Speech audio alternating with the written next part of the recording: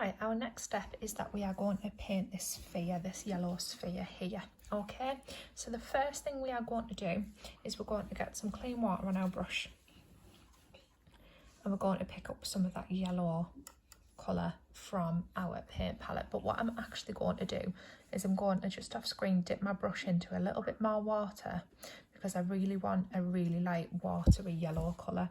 So now that I've dipped my brush in the water, I've got this really pale yellow, and that still looks a bit strong to me. So again, I've just off screen, I've just dipped my brush into some clean water so I can really fade it out. So that's the type of tone of water that I want at the minute. And what I'm going to do is I'm just going to mark out where I'm going to leave a white highlight towards that lighter section, and just paint the rest in that really faded light yellow, just so I know which part I'm going to leave white and which part I'm going to gradually build up in tones. Okay, so once we've plotted that out, I'm going to go in now. I'm going to get some much stronger yellow, again scraping it off on the edge just so I don't end up with too much water on my sphere.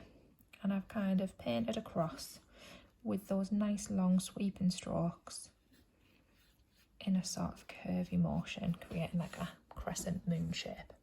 Now, as we know of watercolour paints, once I've done that, to get that to blend out, what I need to then do is again get some clean water on my brush and just start using that to fade out, and then I can get some more clean water and fade it out again to that last section there. Okay, and all we are going to do for this bit is just build it up in layers just like that. So again, I'm going to get some more yellow paint on my brush. Again, this time really rubbing at the paint to make sure the colour I get is really quite strong, and paint it back along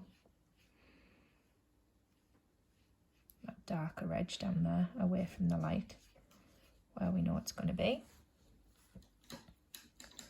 Off screen, just washing off my brush, scraping off the excess water on the edge of the pot, and again just going back in now, and I'm going to sort of curve my brush out in a different direction. I'm going to follow that kind of curve like that to make the ball look 3D. And then again, wash my brush, a bit more clean water, and the same again. Okay, and now you can see we're starting to get that sort of 3D appearance. Okay, you can keep on going with that until you feel happy. You can add more layers if you want to, but what I'm going to do now instead is I'm going to go in with the brown colour. So I'm getting some of the yellow ochre brown. I'm going to paint that along that darkest edge there. Again, those long sweeping strokes.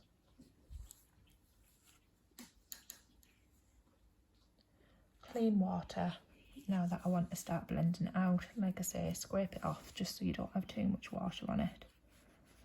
And again, just going to use those curves to blend that out, and then get a bit more clean water and do that again, blend it out like that.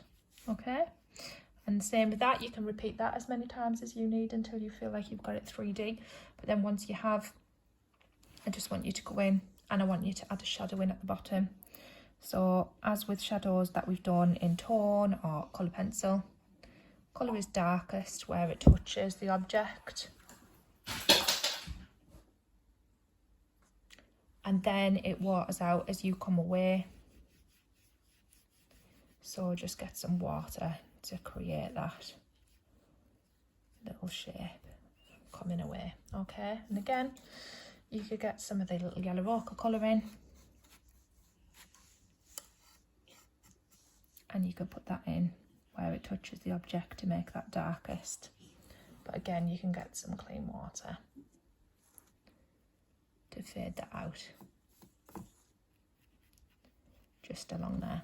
Okay, but once you're happy, that's your sphere done.